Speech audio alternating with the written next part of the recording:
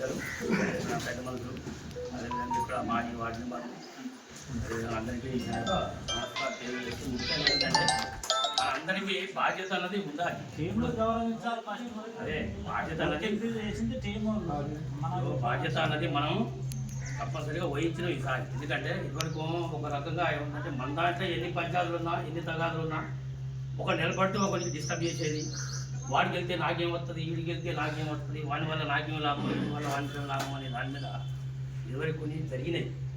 అట్లా జరిగి కూడా ఏమంటే మన దాంట్లో మనకి ఇబ్బందులు వచ్చి కొంతమంది మన ఉన్న వార్డు కౌన్సిలర్లు కొంతమంది చెకప్ చేసిండ్రు వేరేవాళ్ళు.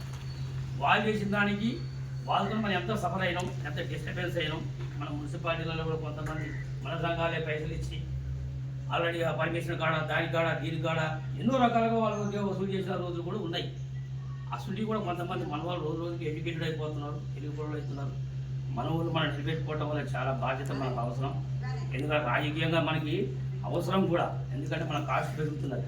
10 గ్రామాల నుంచి మన సిటీ చేరుకున్నాం. ఇలా సిటీలో ఏమంటే ఒకరు హాస్పిటల్ ఉంటున్నారు, సేవలు ఉంటున్నారు, భూములు ఉంటున్నారు, అమెరికా పోతున్నారు, లండన్ పోతున్నారు, సింగపూర్ పోతున్నారు, ఇతర రాష్ట్రాలలో కూడా పోతున్నారు. అది కూడా మనకి ఏముందంటే సిటీలో కూడా అదే సంఘాలు ఆయన కొద్దిగా డెవలప్మెంట్ ఎక్కువైతున్నారు అని ఒక స్కూప్ కూడా ఉన్నది. రెండోది దాని కూడా ఏముందంటే వీళ్ళు ఆర్థిక వ్యవస్థలో డెవలప్మెంట్ అవుతున్నారు.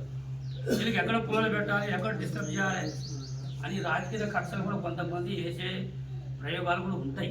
అన్నిటికీ మనం చెక్ పోస్ట్ పెట్టాలంటే మన దాంట్లో కూడా కొంతమంది నాయకులు ఏర్పడాలి. మన నాయకులు ఏముందంటే మన గురించి ఫైట్ చేసేవాడు కావాలి. ఇలా మన కులమానికి ఎవరికి ఆపద వచ్చినా, ఎవరికి ప్రాబ్లం వచ్చినా, ల్యాండ్ ప్రాబ్లం అయినా, ఏ ప్రాబ్లం అయినా, దేశం మీద గదో గిదో జరిగితే మనకన్నా ఒక క్యాండిడేట్ ఉన్నాడు, పర్లేదు మనం చూసుకుంటాడు అనే ఒక బాధ్యత అనేది మనకు కూడా చాలా అందరికి అవసరం.